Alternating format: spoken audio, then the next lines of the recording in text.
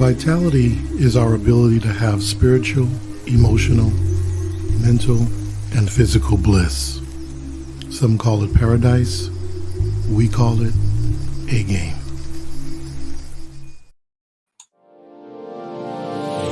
Hey all my Crimsonites, and welcome to the Crimson Cure channel, where we embrace our femininity, increase our womanly value, and celebrate our brothers.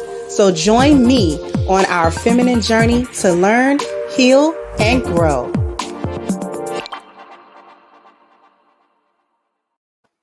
Hey there my Crimsonites, and welcome to the Crimson Cure channel.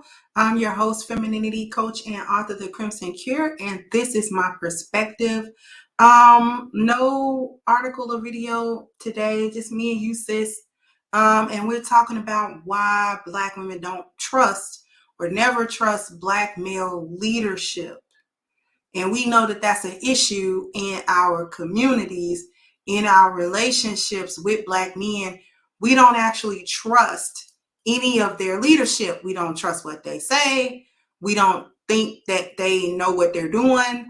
We are always very skeptical about what his plans are, what they could be, what those plans mean for us.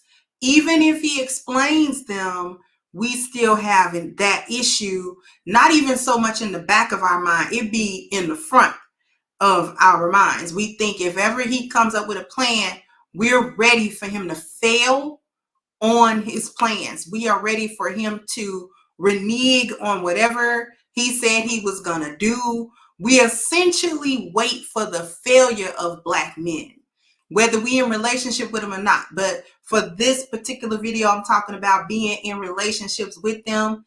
We actually look for them to fail, and we look for them to not accomplish whatever it was that they said that they wanted to accomplish.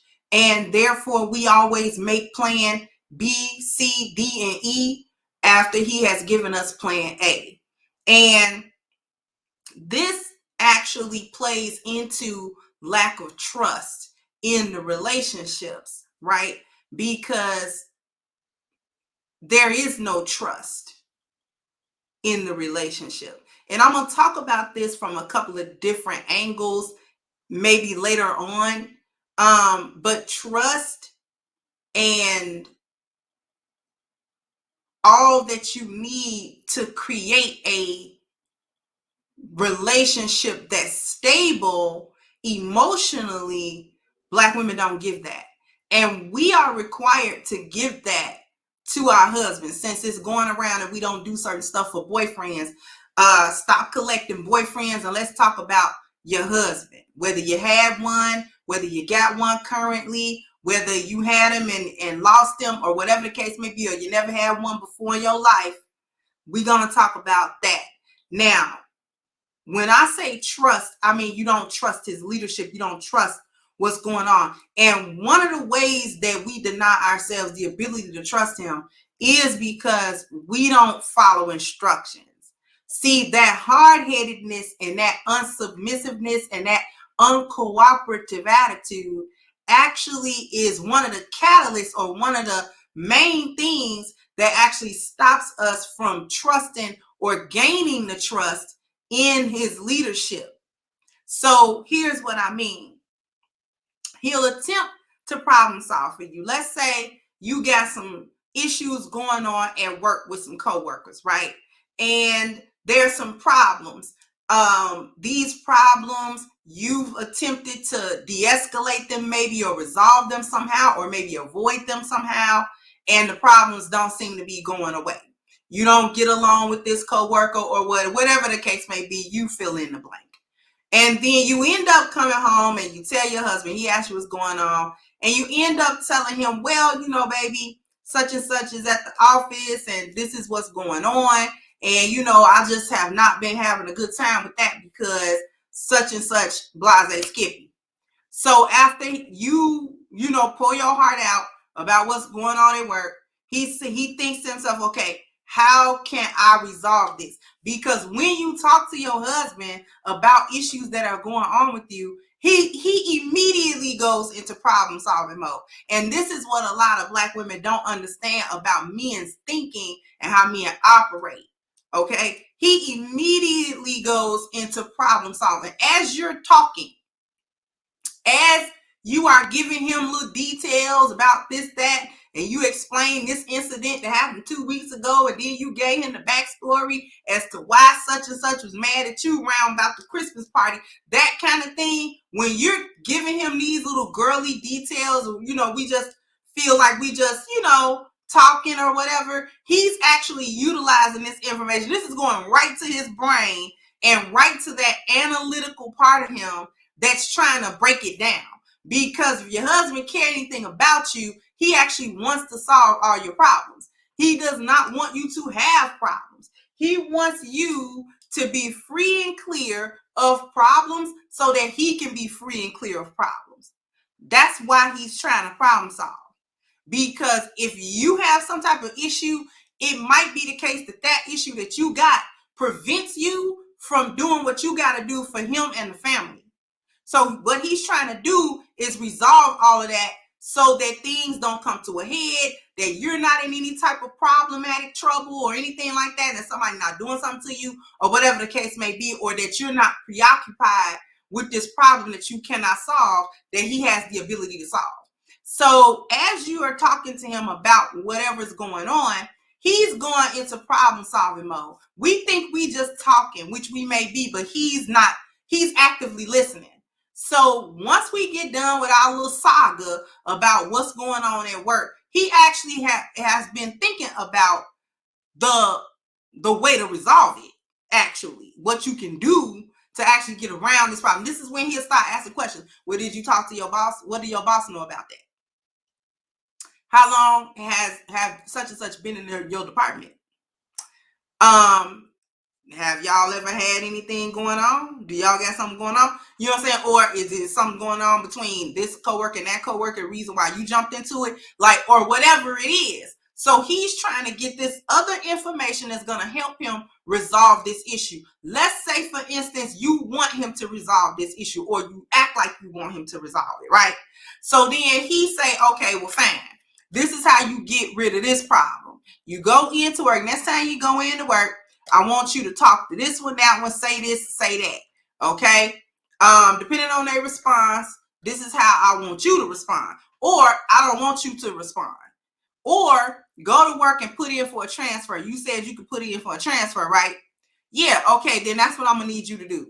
Because I already see that this problem not going to go nowhere, and the way that you handling it has actually made it worse. So if you can switch departments and still be okay, then I need you to switch departments and still be okay. Or do you need me to show up and speak to somebody? And I don't mean in a violent way. I mean literally, do you need me to show up and speak to somebody? Do you need me to start pulling some strings? Do you need me to start doing stuff? Now, okay, after he tell you this kind of stuff, you don't follow those instructions. What you do is you go into work and you put your spin and your twist on what he said, or after he give you the plan, you modify it or whatever. Now, after you modify it and do whatever it was you was going to do, or do whatever it was you thought you could do aside from what he said, or in spite of what he said, if the problem is not resolved, you're going to blame him for not resolving the issue. You understand what I'm saying? And don't tell me that you don't do that, because you do that. I know how women think. I know how we work. Here, we won't have no concept of how to solve a problem. And then we'll ask our man, or he'll volunteer a way to solve a problem. And then we will put our spin, we'll modify that plan after not having no plan. We'll call ourselves change that plan to better suit us, so that we'll go into it thinking we know what's what, and then the bottom fall out. Now, once the bottom fall out, after you done did it however you wanted to do it and not following precisely his instructions on how to resolve the issue, then you still want to blame him because it didn't work, without telling him, well, I didn't do, you gave me steps, 5 steps, and I did 3 of them, and 2 of them I did the way I wanted them to do. See what I'm saying? So now here's the thing. The reason why, okay, this is issue. This is an issue because This behavior is actually subtle, but it damages the trust of the relationship, because if you follow his instructions on how to resolve a problem, that actually builds trust in his leadership, that he know what he's doing. Because if you follow exact instructions, he starts problem solving for you, and you actually do the things that he is suggesting, the things that he's telling you to do to resolve these issues, and your issues are resolved, then that means that his foresight works properly and his leadership is proper. Okay? Now, if we don't, this adds damage to the relationship, because we never give ourselves an opportunity to trust him in this relationship. We always reserve the doubt. We always reserve the what he don't know what he's talking about. And that is what leads me to this. The two reasons that we do not follow his leadership, that we don't trust black men, is, for one, we think we know better than him. You think you know better than him. You have gotten into this whole relationship thinking you smarter than him. I don't care if he a PhD and you ain't seen the inside of a school since you know what I'm saying, barely walked across the stage at 8th grade. I don't care where his status is or where your status is. We have been taught as black women that we are actually smarter than black men and that we know better than them. So no matter what's going on with him, no matter what his level of education, his level of intelligence, his level of leadership, whatever it may be, he has to be just this overwhelming man for us to even acknowledge it at all. And then even then, we think we know better. We think we know a little bit better than what he's talking about. So he'll be able to give us some instructions to solve problems, to offer his leadership, to offer his structures to us, right? We are actually looking to him to do this, because when we get with a man that don't have no structure, we actually get mad at that man for not having the structure. So we look to the men for the leadership and then buck the leadership, which creates an environment where we don't have trust in his leadership. But the reason why we don't have trust in his leadership isn't because the leadership has failed us. It's because we don't follow instructions. And then when we do call ourselves, quote unquote, follow instructions, like I said, we will do it our way. And then when it doesn't work, we get to blame him completely because it was his plan, not taking into the account that we changed it.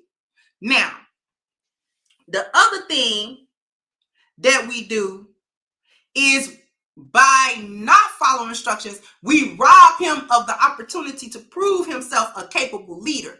Once we do that, we can rely on the excuse that he's not a good leader, and this is why I'm doing what I'm doing. This is why I'm chaotic. This is why I'm not submissive. This is why I don't listen, because he's not a good leader. But how do you know? How do you know he's not a good leader if you ain't never followed none of his leadership to see whether or not what he said completely from step 1 to step 5 or 10 or whatever the case may be, you follow his exact instructions to the letter, not your interpretation of it, not after you modified it, not after you figured, you what my daddy used to call figuring behind him. My dad used to tell us that, don't figure behind me. Meaning, once I've thought of something, once I have utilized my foresight, once I have problem solved for you, I don't need you to come behind me to recalculate all of that. Because if you had the answer, you wouldn't have came to me to get the answer. You wouldn't have been looking to me to resolve this issue for you. You would not have been looking to me for the leadership and for the steps for you to overcome your issues. If you had the answer, boop, you don't got the answer. That's why you came over here to me, because you don't got the answer. You never had the answer. Now I done gave you an answer. Now you think you know better than the answer that I just gave you. Now you got an answer. Knock it off. Ain't nobody got time for that. So we figure behind our men. We figure behind our husbands. We'll come to them. We'll look to them for the leadership. He give us the leadership. We changed everything he said because we didn't quite like it the way he said it and the way he put it in. I'm not going to do this part of it. Now, that might be a good idea, but I ain't going to go over there and tell them that, because why would I tell them that? Now we understand all of the nuances and ramifications after he has given us leadership. Now we want to change it. And then when that does not work, he wasn't no good leader. No, you're just not a good follower. Okay? That's what it all boils down to. Good followers can follow instructions. They listen actively. If you genuinely have a question about, because you don't understand what he's talking about, ask that question. But good followers do not change the plans of better leaders. So sound off in the comment section. Let me know what you think. Like, share, subscribe to the channel if you have not. And once again, I am your host of Crimson Cure, and this was my perspective. Bye-bye, Crimsonites.